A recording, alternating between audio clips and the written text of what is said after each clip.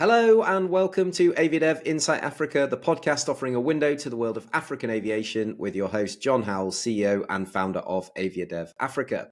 Today we are heading to Southern Africa to speak to an airline that has been very busy expanding its fleet and its route network. The airline in question is Air Botswana, and my guest today is the CEO, Ms Lulu Rasebotsa. I was delighted when Lulu accepted my invitation to join us in Namibia for Aviadev earlier this year, and even more excited to see the developments that the airline has been undertaking in the region, because they've been really busy expanding, as I say, both their fleet and their network. So it's a great time to be having this conversation. So our aim today is to understand a bit more about the big picture and also how Air Botswana sees the regional market and its future prospects as it continues to develop and grow. So welcome to the podcast, Lulu. It's great to have you with us. Thank you so much, John, and thank you so much for hosting me. I'm super excited to be here today and happy to share, happy to answer any questions. Amazing. And indeed, exciting times for Air Botswana. Yeah, and we've seen that from the start. You've been very visible and very active across many platforms, which I think is refreshing. It's really interesting. And obviously the Air Botswana story is one that is a 2024 sort of highlight from a sub-Saharan African perspective. So before we get into the business itself, I think it'd be really interesting for our listeners to know a bit more about Lulu and a bit more about your background and how you ended up in the pilot seat at Air Botswana. So give us an overview, because I don't believe you are a pilot, right? I'm not a pilot. I think I'm a business person. I have a commercial mind. My background academically, I have a BSc Honours in Maths and Statistics. So with that, I'd like to think I'm a logical thinker, because to do maths, you must be able to process and be logical. I've got 25 years in the financial services, both in insurance and pension funds, across Botswana and South Africa. So I have worked outside of Botswana in the South African market, and obviously that's very dynamic and very challenging, pretty much like aviation is. People ask, are you an aviation expert or do you have an aviation experience? I say, of course I do. I've been on many planes. So if you've been on many planes as a customer, I'm sure I have aviation experience. And at the end of the day, I mean, aviation, what are we in the business of? Moving people and goods, right? And mine is to solve for that. How do I move people and goods? Making sure that the business is commercially sound, making sure that there's governance around what you do, and obviously in aviation, putting safety before everything else. So the way I'm approaching my job is that of a commercial enterprise. All I'm doing is running a business. It could be any business, and I'm here to lead. So at a leadership role, I don't think one has got to necessarily have the technical expertise. I don't need to be a pilot. I don't need to be an engineer, but I must be able to put a team together, a team which shares in my vision, and together we should be able to propel, excuse my pun, but propel the airline to greater heights. Yeah, propel the airline, but we're going to talk about some jets soon. So they not the propellers, but obviously, yeah, absolutely. Look, I think I've always said this. It's really interesting to look at the backgrounds of CEOs at airlines, and many of the successful ones do come from a financial services background as well. And there's no massive surprise there. But of course, there have been successful pilots and engineers and everything else. But I agree with you. I think that, ultimately this has to be run like a business, and you have customers and you have stakeholders and you have a responsibility to deliver this with safety. But it's about putting together the right team, not taking it all on your own shoulders. So, yeah, thanks for that. It's a nice intro. So I think before we look at the network, I wanted to talk a little bit more about the fleet development. We saw all the pictures only a couple of weeks ago that you welcomed an Embraer 175 into the fleet. And I'm also aware that there are some more Embraers coming to grow the fleet. So explain to us, how is the fleet going to look? Why the mix of aircraft that you've picked? Because they've obviously got different capacities. And why Embraer? What was it about Embraer? So there's kind of three parts to that. Where's the future? Why that mix, and why Embraer? So when I came in, and this is literally 9 months ago, I was saying to somebody, if I were to describe where I am right now, potentially I could say I'm heavily expectant since I've been here 9 months.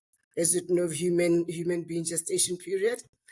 But I came in and on the ground we already had 2 ATR 72s and 1 Embraer 170. And I think as you'd appreciate, I mean, ATR has served us very well, but I've only had a fleet of 3 aircraft. ATR, like I said, has served us well, especially for the domestic routes. But my fleet across the 2 and the 1 Embraer are 70-seater. So it's also about the fact that when we have low volumes, you end up flying a huge aircraft with like 20% capacity. But why Embraers? For the fact that we already have an Embraer on the ground. So when you look at my pilots and engineers that are type rated for ATR and for Embraer, it wouldn't have made sense for me to go and acquire something which is outside the 2, because it means now it's I'm not using economies of scale. I think in an ideal world, I'd have either all ATR or all Embraer, but for the fact that I've already found this mix, it just made sense for me to go Embraer now, going into the future. ATR does perform very well, especially in Europe, but with global warming in Africa, we found that it doesn't perform as well when temperatures are very, very high, which is what we are prone to in Southern Africa. So yes, Embraer. So we brought in the 175 because the 175 is really a variation of the 170. So that just made sense. And what we've really used the Embraers, the Jets for, has been for long distance in our world, which could be up to 2 hours. So we've used that for your Zambia, for your Harare, and for your Cape Town. So another 175 just made sense. But insofar as what we envisage is going to happen at the end of this procurement, is we'll have 2, in terms of the procurement, 2 175s and 2 145s. We just took delivery of the other 145 in Namibia last week, where I just came from. It's going to be part of, through the 145, how we also upskill our engineers in terms of the fact that now it's due for maintenance. So our engineers are going to go into Namibia and get skilled on that, because it would have cost me an arm and a leg to send my engineers to Europe. Namibia is right next to Botswana, and we have a very strong relationship. And because Namibia, as you know, used to have and Namibia, they have capability insofar as the 145s are concerned. I expect to take delivery for the other 145 in the next 10 days, and it will go straight into the paint shop, and that one will be ready to take to the skies. I say paint shop because I make sure that I explain to the people that the aircraft that we are procuring are new to us, but they are pre-owned. As I think you'd understand, John, post-COVID, the demand for aircraft is just so high. I'd be waiting till 2027, and I don't have the luxury of time. My mandate is to stabilize the airline, to make sure that our schedule has integrity, and to improve our on-time performance. And you'd know that with only 3 aircraft, when you have one down, the whole schedule is disrupted. And the ripple effect of a single delay becomes just so overwhelming. So that's really what you're trying to do. We are in the market for a 4th 175, but we look at the market landscape, and we're not necessarily married to another 175, depending on where we land insofar as the financing is concerned. We might end up with a 190, which would also just be another variant to the 175. So that's the thinking, is let's maximize on what we have and optimize. Yeah, look, it's really sensible. I've got a 145 here actually behind me, and you know, it's an aircraft that's obviously proved itself in the region, and as you say, in Namibia, with Fly Namibia, with Airlink, with Fastjet Zimbabwe, all around where you are, Eswatini Air fly the 145. There's so much capability. So, you know, it's a very versatile aircraft for the routes that you're flying. So you've explained to us kind of that's the immediate, let's get that fleet to that level. Let's get those variations. And you've explained obviously why Embraer as well. Yeah. So now let's look at the network. So your most recent additions, that there was a lot of announcements back in August, and they're obviously coordinating with the new aircraft coming in. And that's a mix of both reinstating routes that Air Botswana have flown in the past, but also really exciting new services to places like Windhoek, Durban, and new destinations in Botswana from Cape Town as well. So Yes. just talk me through, as Aviadev's a route development event, talk me through the selection criteria. Why did you pick these routes? And how are they being driven? Is this tourism? Is it business? Is it VFR, visiting friends and relatives? Obviously, there are specific ones with specific characteristics, but generally, just give us some overview as to the process. So I think in developing routes, let's start with the challenges across Africa, intra-Africa travel. Huge challenge. But I think being Botswana and being in SADC, my strategy and my thinking is, can Botswana take advantage of its geographic location, being landlocked, to at least as step one, connect SADC? I think if I'm able to successfully connect SADC, that's one battle won. Thereafter, I can look at, can we connect at least Africa up to the equator? But you eat an elephant in bite sizes. So for me, SADC is just that bite size. We are bordered with all these countries around us, and the borders which we share with all the different countries, we also have in the region very strong bilateral agreements, government to government, very friendly. So one would ask, Namibia, for many people, they might not know, but I think a lot do know that actually, when you look at what Botswana and Namibia have done, we're able now to visit each other, to go into each other's country without passports. We use our IDs, and that just makes connectivity so much easier. So there's that. So maybe let's say from a commercial point of view, you'll see we've been very selective in trying to link with the tourist destinations. You speak of Cape Town, where we've always flown to. But now we're saying, let's link Cape Town, not just with Gaborone, but let's link Cape Town directly with the Okavango Delta through Maun. And that's because we know statistically that 50% of the Americans who visit, 50% of the tourists who go into the Delta are Americans. So for me, it makes sense that if United Air lands its Americans in Cape Town, I then take them from Cape Town right into the Delta. Equally so, Cape Town Kasane, for the experience of the Chobe, for the experience of the elephants and the Chobe River, and the Kazungula Bridge now, that links up Botswana and Zambia, Zimbabwe. So those two as destinations as well made sense to me. Let's look at Windhoek direct into Maun.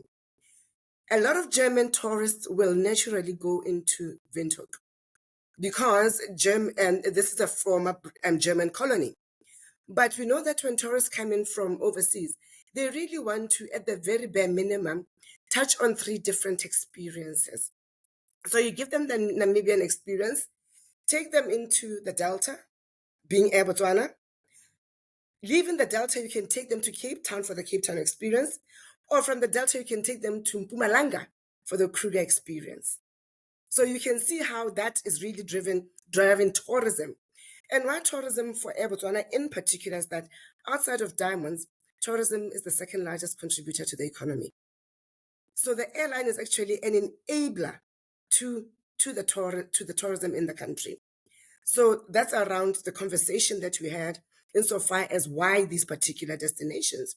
But later on in the year as well, you'll see us go from Gaborone to Maputo. That is also tourism, especially for now the domestic market. Botswana, when they go on holiday in Africa, they will go to Durban, they will go to Cape Town, to Durban, or to Mozambique. But time and time again, we keep taking them to Cape Town. But now let's go to Durban. The weather in Durban actually speaks more to Botswana. Take them out of gaps and take them into Maputo. But also, look at the tourist destinations. You'll see that I'm driving coastal, because we are landlocked. You want to give people the experience of being next to the ocean, next to the sea. That is what tourism is about. But now, let's take it, elevate it one step up, and let's look at business and enabling trade. Why these particular coastal places that I'm targeting for seafood? Because we are landlocked.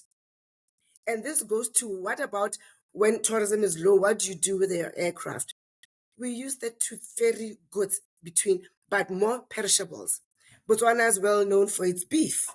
So how about I leave Gabs with beef, drop it off in Mozambique, and come back with those beautiful prawns? How about I do the same for Cape Town and for Durban, and even for Namibia? Namibia is very well known for its huge fisheries industry. So this is the thinking. So the destinations are serving dual purpose, or even more than that, because outside of tourism, then trade, but also there's a lot of cross-border marriages.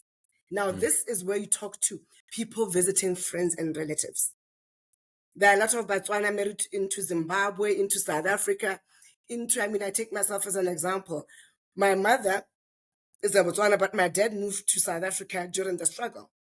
So yes, I'm a Botswana. My dad originally South African. So all my paternal family is in South Africa, but my maternal family is here.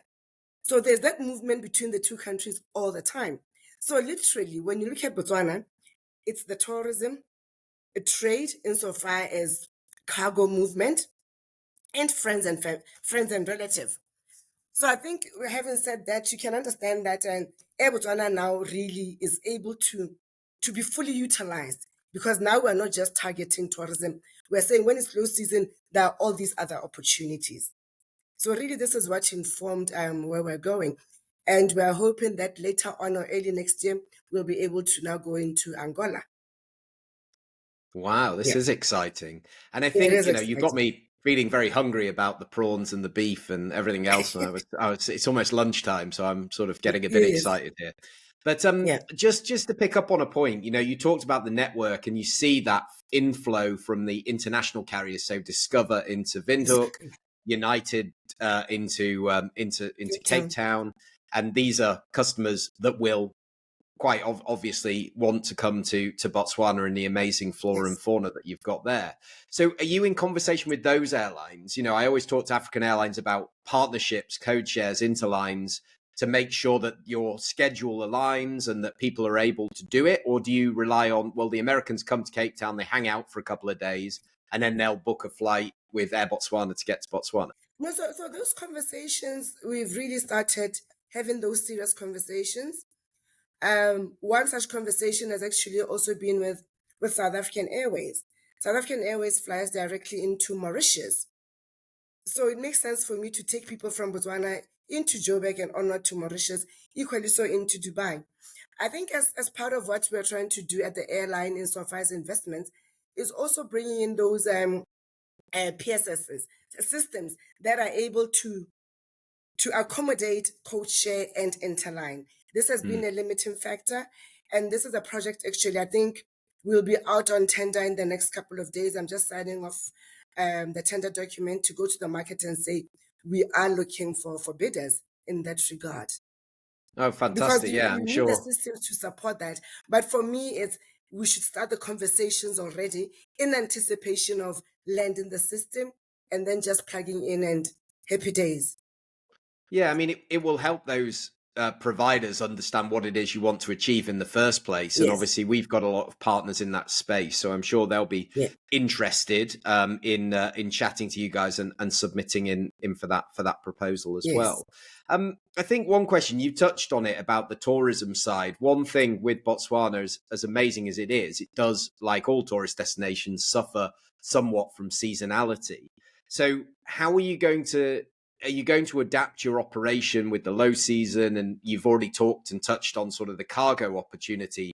Is it about being agile and nimble to redeploy the capacity to during those low seasons, or is the schedule going to be fixed because people then know every Wednesday, every Thursday what's going on?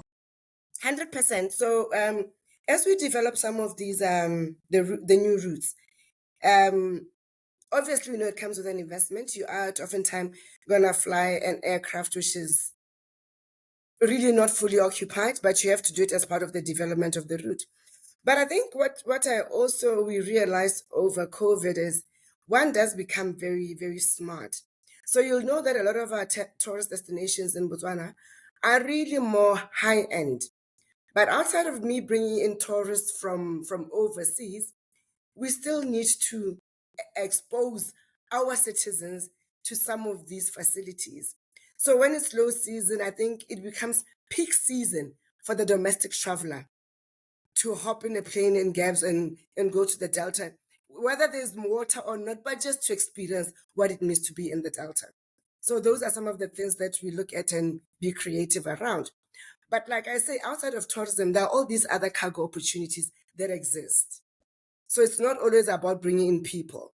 We are going to have to, we need the seafood all year round. People want to eat the beef all year round. And there is a lot of business.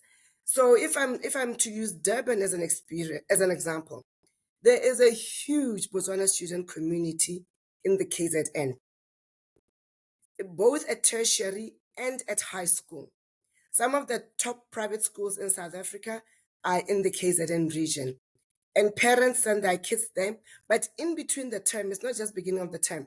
There's parents-teacher consultation. There's sports days. There's this and the other. And parents actually have been saying, could you please take us to Durban? So the opportunities do exist. But I think you just make sure that when it's peak season, you maximize and optimize and make sure that you are always up in the air. Yeah, 100%. And when it's low season, this is when you start looking at incorporating some of your planned maintenance, right? Yeah. Yeah, take the aircraft out of service when you can cope with them being out of service. Yes. Exactly. Yes. It's just this spinning of plates, you know, from an operations standpoint, because the most important things for an airline is that they're safe and that they're reliable to get you where you want to go when you want to go. So, absolutely, you know, planning those things and being open to change, I think is a great thing. So just before we leave the networking side, because again, you know, that is our focus here.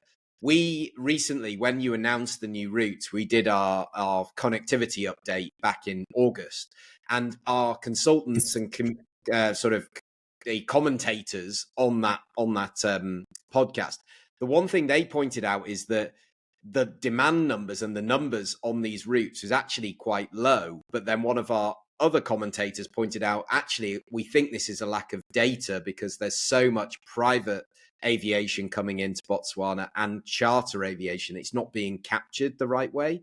Is that what you found when doing the research? Because the empirical numbers seem low, but that doesn't take into account stimulation from a new route, and it doesn't take into account how many people are coming in other ways. Is that fair? I think you're spot on. It's when you look at it from the outside, you might think these routes, are they really going to be lucrative? But once I start breaking it down to you, just like I've been breaking it down, you can see that. The thing with business as well is you create the demand. If you're not there, I mean, if my shop is not open, how do I know how many people are going to come shopping? So it is, of course, partly informed and partly calculated using empirical evidence. In Africa, we struggle with data. But like I say, if the shop isn't open, you're never going to know how many people are going to come into your shop. You create demand. And I always like to use the example of Apple and the Apple gadgets. Whoever knew that we'd all need Apple as a gadget? That demand was created for us. And then they hook you in with all these other things that you must pair with. But before Apple, life was carrying on. Yeah. Right? So I think for me, where we are right now, you need to create the demand. I agree. And the demand comes in a number of ways as well, insofar as the value chain and how we enable travel. It can't just be about Air Botswana. It's also about how do people feel when they come into Botswana. What is your experience with the immigration authorities? What is your experience? How is the customer service? So it's really about, yes, Air Botswana is there to enable, but how do we make sure that we draw people into our country? People, I'll tell you this, that people come into Botswana because we are still very safe. You won't have these senseless murderous crimes. You won't really hear about that. So people still come in, but it's around maintaining that. No, it is. And you've touched on a nice topic, which is the final topic for today, which is more on the tourism side. So before we talk about inbound to Botswana, the work that you're doing and the engagement the airline is having through its own tourist board in the destination, the new destinations that you serve, because you've got to create awareness and stimulate the markets at the other side. So are you doing a lot there with the national and provincial tourist boards in South Africa? We are doing a lot with Botswana Tourism Organization, with HATA, Hospitality and Tourism Association of Botswana. There's a lot of collaboration. I sit on the HATAP board as representing airlines. BTO will take us wherever. And that's why, early on in the year, I was with the BTO in Berlin at ITB. Oh, at ITB, right. And this is where the thinking of us flying into Windhoek became validated. And to the point that at all these destinations, the BTO will speak for us. Wherever there is a tourism thing, whether it's in Durban, early this year as well, mid-year, we were in Durban at the Durban Tourism Indaba with the BTO. And we're in very close relationships with the South African Tourism Board, with the Namibian Tourism Board, because all destinations are also excited that I will deliver people to them coming from Botswana. So to the extent that in certain instances, there are actually joint marketing efforts where we also participate financially to make sure that we make SADC attractive to the European or American tourists.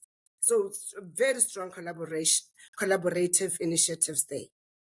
Yeah, it's music to my ears because it's the one part of the route development that has traditionally not been focused on. It's the airports and the airlines talk to each other, of course they do, or the airlines make a decision in isolation. But the guys that are really going to benefit, especially in sub-Saharan Africa, of course, are the tourism board, especially in a high-yielding destination like Botswana. And that does bring us to the question of visa facilitation, because, of course, as we see, visa access for Africans within Africa and to and from Africa, it's relatively difficult and it does need addressing. Is Botswana as a country making progress on the visas? Are you happy with the way it works, and are you lobbying for obviously for an airline, you want it to be as seamless and easy as possible for people to come to your destination no matter where they come from? Do you feel that the country is sufficiently open and it's got the right attitude towards this? I think Botswana is very open. I think across the continent, if I speak of Africa, we are still very restrictive in our visa regulations. One wonders why. But for what we've done, when you look at SADC, like I say, for Namibia, I just need my ID to go to Namibia, right? Between Zambia and Botswana, no visa restrictions. Between Zimbabwe and Botswana, no visa restrictions. Between Botswana and Mozambique, no visa restrictions. Hence why for me, these are natural places to go to, because at least I don't need to jump over that hurdle. And I think even Africa, we could do more and more of that. We'll really promote intra-Africa travel. But obviously, I think you'd know that from overseas, Americans can come into Botswana any time of day, equally so for the UK. I think as Botswana, we still are quite fortunate that as well, we can go into the UK without any visa requirements. But I think the world over, if we're going to really be deliberate around aviation across the continent, and not just aviation, many other things. The last conference I was at, somebody actually proposed that, yes, all African countries, we have a Minister of Foreign Affairs, but I think alongside that, we actually need now a Minister of African Affairs to really focus on Africa, because the world over knows that the opportunities and the future lies in Africa. Young population, minerals and resources, vegetation, agriculture, the list goes on and on. Yeah, I remember very well the conversations around a SADC uni visa, which would apply both for international arrivals, could then move around within the region, but also people that live in the SADC region could move freely as well. And, these things, they've not quite happened. And the way I look at it is the same as the traffic rights, which is you've got to try and break these barriers one by one, country by country. And then it will build a momentum where before you know it, and you've mentioned some of the examples, you are connected easily to all of these destinations. But it's fascinating to hear that obviously, and not surprising, but the destinations that you're opening are 2 destinations where Botswanans can get visas on arrival, or they don't need a visa. And that is driving and stimulating route development. So we're a big fan of, it doesn't have to compromise national security but just don't make it difficult and more difficult for people to come to your country, spend their money and spend their time. And I'm sure we'll see more routes being developed. So final question for you, Lulu. You came, what were you? You were only 3-4 months into your new role when you came to Aviadev in Namibia, in Windhoek. I'd love to get some reflections on your experience and the people you met and the community and some of the results, I suppose, as would be great to hear. I think it was one of the first conferences that I attended. It was very, very insightful, Jon, I must say. Very well put together, because I'm also pedantic when it comes to being organized. Very well put together. Met some very interesting people, and I think for me, coming in as what you term new, great insights. But then I think sometimes you then realize that sometimes it's good to be new, because you challenge the way people have always done things. So I think coming out of that, I've been questioning a lot of things, and why not, and why are we doing it like this, and why not this other way? So I think absolutely amazing, and definitely looking forward to the next one. Yeah, amazing. Thank you. Yeah, so Zanzibar next year. So I think what we need to do is we, obviously get you up on the stage. It was very early days this year, but we'll get you onto a panel and get you answering some tough questions from some of our moderators for sure. So no, it was great to have you with us, and what you're doing for the region and the connectivity is really, really exciting, and we look forward to sort of supporting that through this platform as you develop. So you've always got a friend and a partner in Aviadev, and welcome to the community of Aviadev, because it's great to have you with us. And as you say, somebody from outside is super important for us as an industry to get fresh perspectives and fresh views, and somebody who's not afraid to share them, I think, is more important than anything else. That's how we get progress, is through disruption and through challenging the status quo. So congrats on your first 9 months at the helm, and I'm excited to see what's next. Thank you so much, Jon. And I think I can't leave this podcast without saying it's important that we bring in more women into the industry for purposes of diversity, because there's power in diversity. And I think for the fact that not only am I, what you'd say, new to the industry, but I'm also a woman, it says to other women, don't feel intimidated. One can only challenge your thinking and your intellect, but you shouldn't be challenged because of your gender. Come in and let's claim let's claim our chair at the table. We need to be out there. Yeah, and as the father of a daughter, I couldn't agree more. And it is very encouraging. I mean, if I think about our team in Zanzibar, 80-90% of the team is female, from the airport side, from the tourism side as well. And they're great to work with. It's a real different approach, in many ways. So we're really excited to give more back from that perspective, and to keep pushing that agenda. But there's still a heck of a long way to go for all of us. So thank you for making that point. And we'll keep that in mind with our conference program as well. So thank you for joining us. I'll put the link in the show notes so people can find you on LinkedIn. They can follow you or connect with you on LinkedIn. And we do hope all of you listening out there did enjoy the conversation. If you did, if somebody in your network would benefit from having a listen, hit the share button now, share it with somebody else, and we will be back for the very next episode very shortly. So thank you so much for joining us, and we'll see you for the next episode soon. Bye-bye. Thank you, Jon, and have a great day further.